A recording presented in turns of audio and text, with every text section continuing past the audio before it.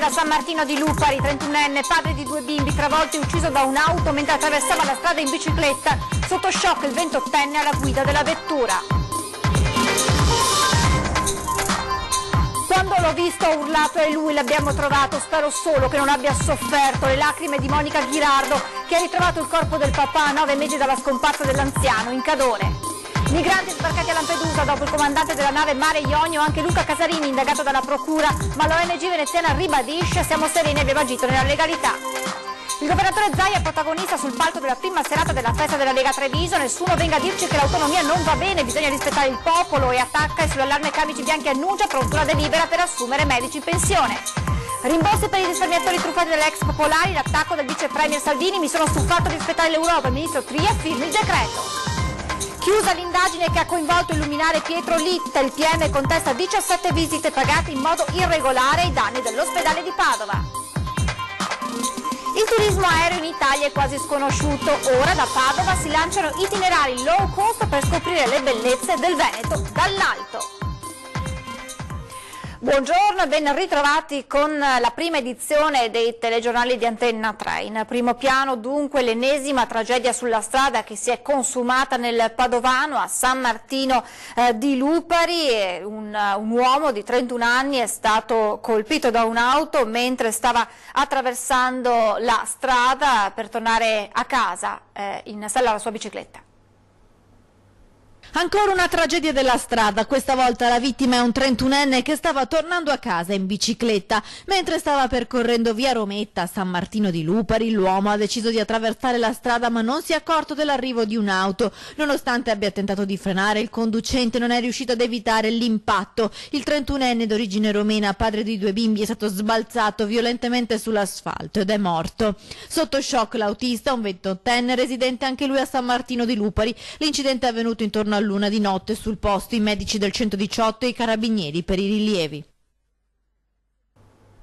Intanto nel pomeriggio alle 15 nella chiesa di San Fiora, siamo in provincia di Treviso, si svolgeranno i funerali di Michele Zanette, il giovane morto insieme all'amico Tommy Saccone nel drammatico incidente di Godega. Questa mattina tutto l'Ipsia della Valentina di Sacile, la scuola frequentata da Michele e Tommy, si è fermata per un minuto di silenzio e l'istituto ha deciso di istituire una borsa di studio per ricordare i 2 ragazzi. Quando l'ho visto ho urlato è lui, l'abbiamo trovato, spero solo che non abbia sofferto. Così in lacrime il racconto della figlia di Giocondo Ghirardo. È stata proprio lei a trovare il corpo del padre 9 mesi dopo che l'anziano era scomparso tra i boschi del Cadore. Fatto sta che a un certo punto lui mi ha detto: cos'è quella roba verde là in fondo? Io che avevo il cannocchiale, come l'ho vista, ho detto: sono gli stivali di mio papà. E io ho urlato: abbiamo trovato, abbiamo finalmente trovato. Poi siamo andati lì ed era lui, e è morto nelle sue montagne, perché lui adorava la montagna, proprio la adorava. Il momento cruciale in cui 9 mesi di angoscia finiscono. Il momento in cui Monica Ghirardo e il compagno trovano papà Giocondo in mezzo a un bosco, fuori sentiero, in località Pescoltre, laterale della Val Tovanella, verso Ospitale di Cadore. A più di 2 ore di cammino dal luogo del ritrovamento dell'auto dell'anziano, nel giugno scorso. Ed è una tempesta di sentimenti per una figlia che ha cercato senza mai fermarsi.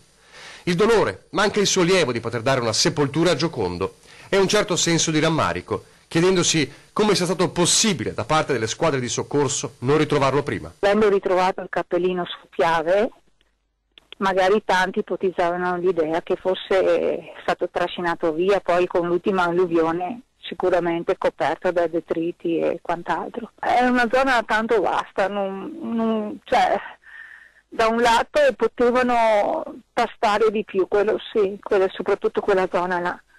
Però dall'altro non si sapeva dove andare, perché c'era questa possibilità del Piave, Ospitale, da Vestra, Valtovanella, c'erano tante zone da controllare. Monica quella speranza non l'ha mai persa, nemmeno ieri. Durante il cammino io chiamavo mio papà e gli dicevo: dammi un segno che se sei qua che io ti trovi. Fino a quegli istanti impossibili da dimenticare. Lui tutto intero, con un orologio che funzionava perché andava a luce solare e non aveva neanche una foglia sopra.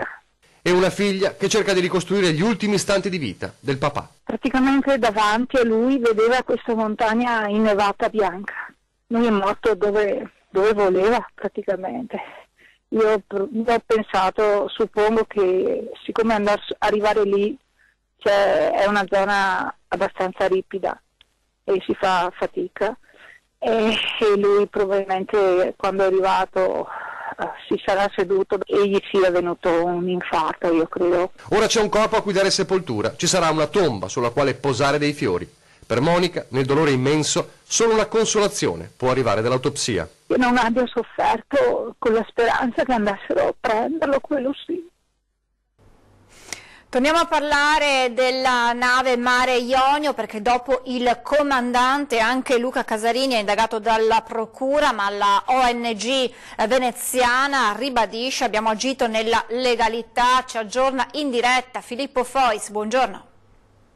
Buongiorno, anche Luca Casarini dunque risulta iscritto al registro degli indagati della Procura di Agrigento per la vicenda della Mare Ionio, la nave di Mediterranean Saving Humans che aveva soccorso 49 migranti al largo della Libia facendo poi rotta su Lampedusa. Vi ricordiamo che l'altro indagato è il comandante della Mare Ionio, Pietro Marrone. Casarini era stato ascoltato, era stato convocato al comando di brigata della Guardia di Finanza di Lampedusa per essere ascoltato come persona informata sui fatti. Nel corso della sua deposizione, durata tra l'altro 7 ore, l'ex leader dei disobbedienti ha confermato di avere condiviso con il comandante Pietro Marrone la scelta di dirigere la nave Mare Ionio verso nord e quindi verso l'Italia. Queste dichiarazioni l'hanno tecnicamente fatto passare dalla condizione di semplice testimone a quello di indagato, così come prevede il codice di procedura penale. L'esame quindi è stato interrotto e Casarini è stato riconvocato per un nuovo interrogatorio che si svolgerà la prossima settimana, questa volta in qualità di indagato. Vi ricordiamo che le ipotesi di reato che erano state formulate dalla Procura di Agrigento sono favoreggiamento dell'immigrazione clandestina e rifiuto di obbedienza a nave militare. Gli indagati si dichiarano sereni e la stessa Mediterranean Saving Humans in una nota ha diffuso la posizione dei due indagati che si dicono non sorpresi e anzi questa indagine sarà l'opportunità per chiarire tutto ciò che è stato fatto, sempre sostiene Mediterranean Saving Humans, nel campo del diritto e della legalità. Con questo per ora è tutto, vi restituisco la linea. Grazie a Filippo Fois. Il Ministero dell'Economia ci sta mettendo troppo, lo ha detto il Vice Premier Matteo Salvini al forum di Confcommercio Cernobbio parlando dei rimborsi agli investitori delle banche. Al Ministero stanno aspettando la risposta dell'Europa, ha aggiunto Salvini. Io mi sono rotto le palle di aspettare la risposta dell'Europa e oggi lo dirò allo stesso Ministro dell'Economia perché i risparmiatori non possono aspettare i tempi dell'Europa. Atria aspetta firmare e io personalmente gli chiedo di farlo. Salvini che domani sarà a Treviso per prendere parte alla festa della Lega che si è aperta ieri sera a Prato Fiera, sul palco protagonista il governatore del Veneto Luca Zaia che ha parlato dei temi caldi, tra cui quello dell'autonomia, e di autonomia ha parlato anche il sottosegretario alla Presidenza del Consiglio Giancarlo Giorgetti che ha detto il dossier delle autonomie regionali diciamo che va avanti ma si è un po' rallentato, nessuna colpa e che le cose vanno fatte bene, siamo disposti ad aspettare un po' per farle bene, ha sottolineato il sottosegretario. Ma nel prossimo servizio sentiamo quello che ha dichiarato il governatore Zaia proprio in tema di autonomia. Penso che comunque il 2019 sarà segnato dall'autonomia, nel bene o nel male è l'anno dell'autonomia e anche in questo governo forse non tutti se ne sono resi conto, ma la pagina di storia questo governo la scrive col progetto dell'autonomia. Il governatore del Veneto Luca Zaia interviene nella prima giornata di festa della Lega in Prato Fiera. Intervistato dal nostro direttore Luigi Baccialli, si sofferma sul tema che in questo momento più gli sta a cuore, l'autonomia. Ribadisce che si è fatto tutto nel pieno rispetto della legge, rimanendo nell'alveo della Costituzione, anche se qualcuno, sottolinea Zaia, sostiene il contrario. Loro devono avere solo una cosa, rispetto per il popolo, perché quando parlano male dell'autonomia offendono tutti noi, offendono 2.328.000 veneti. Chi parla male delle scelte del popolo è contro il popolo. La democrazia prevede che chi ha la maggioranza governa e in Veneto il governo del popolo ha detto che ci vuole l'autonomia. Nessuno deve permettersi di venire qua a dire che l'autonomia non va bene. È tornato poi sulle polemiche sollevate da alcune regioni del sud che hanno parlato di una secessione dei ricchi. È ancora più vergognoso sapere che le donne qui da noi affette da cancro al seno hanno un risultato positivo nelle cure al 95% ed è vergognoso pensare che in giro per l'Italia ci siano regioni nelle quali le donne hanno più mortalità se hanno un tumore al seno solo per un motivo, perché si trovano in quelle regioni, non per colpa nostra. E non si può far polemica contro il Veneto facendo credere a quelle donne che hanno il rischio di morire di più per colpa del Veneto. Questa è colpa della classe dirigente del Sud. Tra le materie previste nella bozza di autonomia la sanità, con il problema della mancanza di medici. Noi mandiamo in pensione spesso medici ancora molto in gamba che per la scusa che hanno 65 anni dalla sera alla mattina spengono l'interruttore e se ne devono andare via. E dove vanno? Dai privati a lavorare. Tenteremo di sfondare il muro del no presentando una delibera, e qui l'assessore Lanzarin, per avviare la riassunzione dei medici andati in pensione. E a chi sempre più spesso gli chiede di scendere in piazza, Zaia risponde: ma a noi la piazza non fa paura, che sia chiaro questo, non ci fa paura la piazza, ma se si tratta di andare in piazza lasciatelo decidere a me quando, come e dove.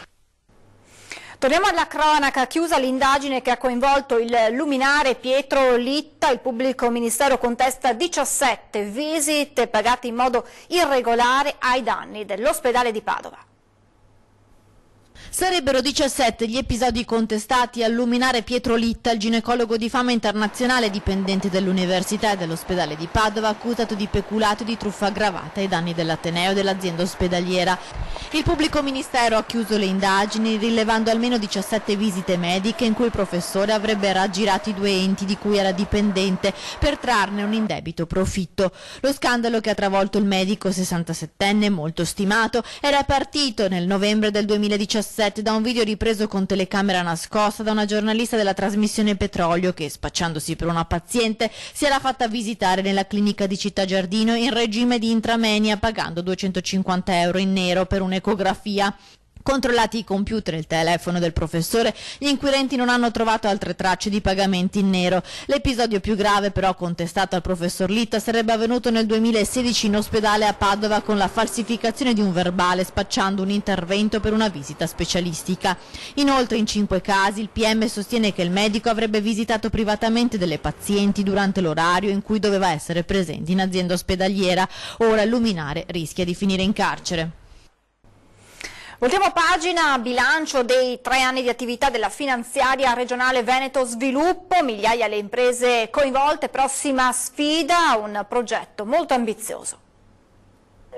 21.000 aziende e finanziamenti, contributi e garanzie per oltre 1 miliardo di euro. Sono i numeri principali dell'attività degli ultimi 3 anni della finanziaria regionale Veneto Sviluppo, presentati in mattinata a Palazzo Balbi, cui ha preso parte anche il governatore Zaia. Era importante segnalare questo lavoro che Veneto Sviluppo ha fatto, sia quello che riguarda le attività storiche, che sono appunto le attività agevolative nelle varie forme, ma anche quelle nuove, più innovative, quindi le attività che stiamo svolgendo con la nuova SGR, con la nuova società di gestione del risparmio e tutta l'attività sui mini bond, compreso l'attenzione che stiamo continuando a mantenere sulle imprese che comunque stanno vivendo delle fasi un po' complesse nella loro attività di crescita. La maggior parte delle erogazioni è stata messa quasi esclusivamente a favore di piccole e medie imprese, oltre la metà facenti parte del settore artigiano veneto. L'entità media degli interventi è di 60.000 euro contro i 160.000 del Fondo Centrale di Garanzia. Le misure anticrisi deliberate dal 2012 al 2018 hanno registrato 2.157 operazioni agevolate per un valore complessivo di circa 312 milioni di euro. Ora in campo c'è un importante obiettivo. È il fondo appunto che punta a sostenere le imprese venete che stanno vivendo dei particolari momenti di complessità, ovviamente aziende che sono mediamente grandi e che hanno un importante indotto sul nostro territorio, perché poi non dimentichiamoci che le piccole imprese vivono in larga misura delle commesse e del lavoro delle grandi imprese. E questo lo stiamo facendo, abbiamo individuato dei partner importantissimi di caratura internazionale, come ho detto durante la conferenza stampa, e ovviamente i tempi sono quelli che il mercato richiede, ci stiamo attivamente lavorando e io sono molto confidente. Di quale cifra parliamo? Il first closing, come viene detto normalmente, sono 100 milioni di partenza, però poi puntiamo ad aumentarne nel tempo successivo. Ci fermiamo adesso per qualche istante di pubblicità, tra poco.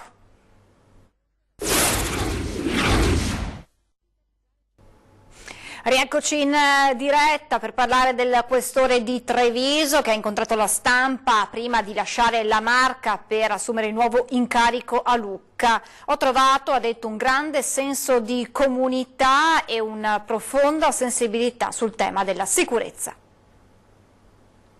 A Treviso mi sono trovato molto bene, c'è stata una perfetta sinergia con prefettura, comandanti provinciali dell'Arma dei Carabinieri, della Guardia di Finanza e dei Vigili del Fuoco, una perfetta sinergia con la Polizia Locale. Sono pronto ad affrontare la nuova avventura a Lucca, ma non nascondo che mi dispiace lasciare questa provincia.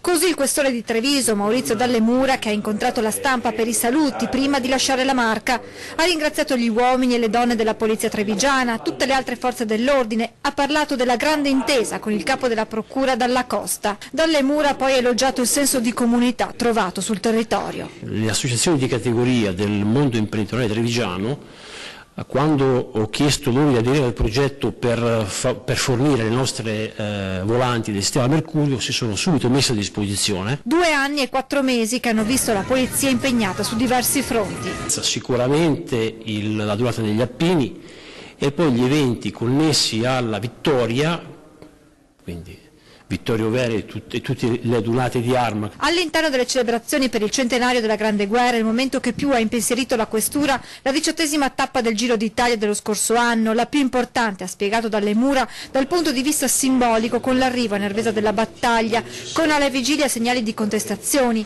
ma ci siamo organizzati per tempo, evitando ogni tipo di problema.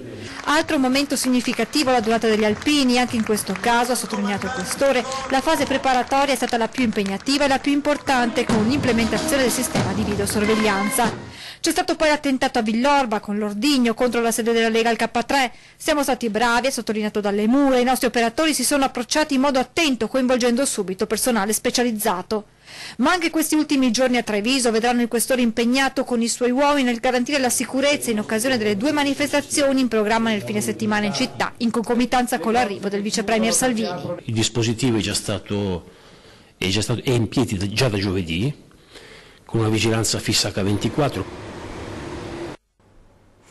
Ed ora la storia di un bambino, oggi diventato un ragazzo, si chiama Samuele. Circa 10 anni fa nel Trevigiano, a Zero Branco, era stato travolto dal muletto guidato dalla mamma. È stato in coma per tanti mesi, si è svegliato ed è tornato ad una vita normale. I genitori hanno voluto lanciare un messaggio di speranza. Sono trascorsi quasi 10 anni da quel terribile giorno. Samuele allora aveva 6 anni e stava giocando in cortile con altri bambini. Ad un tratto il terribile incidente, una manovra con il muletto ed il piccolo viene investito. Da quel giorno la vita dei genitori è cambiata. La corsa in ospedale, 1000 battaglie. Oggi mamma e papà, assieme a Samuele e al fratello, hanno voluto raccontare la loro storia fatta di fede ma anche di speranza. Si può dichiarare benissimo che non sia andata bene, dir bene è troppo poco, è andata di lusso, di più, non ci sono parole per descrivere i risvolti. Questo è il fattore principale. si può dire certamente dalla morte a una seconda vita, una nuova vita. Una forza immensa ha portato mamma e papà a rimanere attaccati a quella speranza di poter vedere presto il sorriso di Samuele. La mia forza maggiore era credere nel massimo che potevano dare i medici al Cafoncello, in generale tutti i medici messi insieme hanno anche dichiarato che dovevano dare di più delle loro possibilità, e comunque anche loro hanno dichiarato che ha fatto più di tutti è stata la forza di Samuele, dichiarato dai nostri medici. A guardare Samuele ogni giorno nello stato in cui era, che era veramente uno stato disperato, e guardare lui ti facevi forza e ogni giorno speravi che insomma ci fosse anche un piccolo lieve miglioramento, e c'è stato, e questo ti aggrappavi a questo, insomma. Per mesi e mesi la vita del piccolo è rimasta appesa ad un filo, poi quelli che molti hanno definito un miracolo. Samuele oggi è tornato alla quotidianità e, come ha detto il papà, alla sua seconda vita. La cosa più importante è che sia qui e come è qui Samuele. Il turismo aereo in Italia è quasi sconosciuto, ora però da Padova si lanciano itinerari low cost per scoprire le bellezze del Veneto, ma dall'alto. Nel turismo aereo il territorio è letteralmente, diciamo così, a portata di mano, lo puoi quasi toccare dal finestrino. È un sistema di visitare il territorio e di capirlo veramente che possiamo dire tranquillamente non ha pari. Sotto di noi Prato della Valle si apre, inconfondibile, e tutto a Padova sembra a portata di mano. Emerge la chiglia rovesciata del Salone, l'abbraccio dell'Ansa e del Bacchiglione, attorno a cui nacque la città dai tempi di Antenore e anche prima. In un attimo, 2 virate e si è di fianco ai colli Euganei, alla rocca di Monselice, e basta gettare uno sguardo un po' al di là che appare la Bassa, i suoi campi, le sue strade dritte, non mancano i capannoni, tutto chiaro, in meno di 10 minuti di volo con il volo.eu.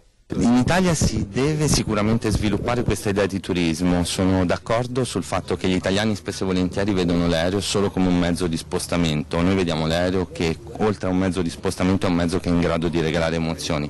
Se voi ci pensate, quando andate negli Stati Uniti o in altri posti, la prima cosa che cercate di fare è il volo sul Grand Canyon, no?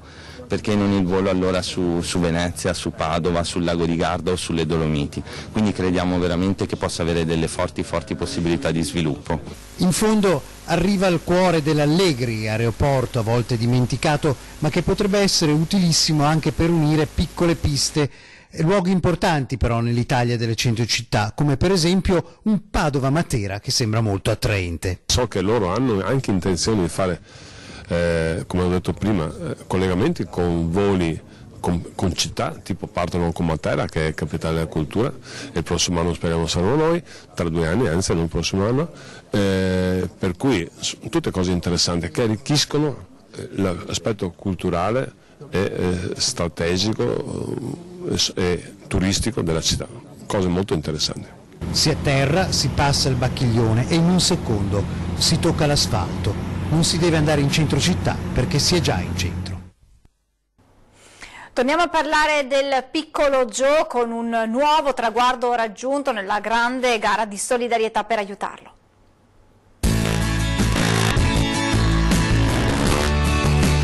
280.000 euro, sempre più vicini, 400.000 necessari per l'intervento in Florida del piccolo Joe. Di giorno in giorno la solidarietà di voi telespettatori riempie il cuore di questa famiglia di Piazzola sul Brenta, che attraverso le nostre telecamere ha lanciato un accorato appello sostenuto sin da subito dal nostro gruppo Media Nord-Est.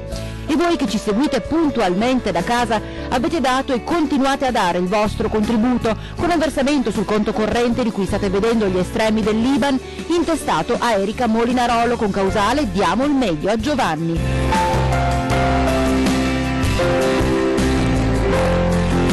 Continuano ad avere successo strepitoso gli ormai famosi biscotti di Joe, i fedelissimi del Bassano Calcio ne stanno vendendo tantissimi, oltre 4 le tonnellate realizzate da Luca, il panettiere di San Martino di Lupari, che si è impegnato in questa gara di solidarietà per il nostro cucciolo di guerriero di 2 anni e poco più. Chi Chi fosse interessato può scrivere una mail a ibiscottidigio.ordini@gmail.com con nome, cognome e indirizzo. Dobbiamo essere positivi, insieme ce la faremo. È tutto, vi lascio le previsioni del tempo, grazie per essere stati con noi, buona giornata.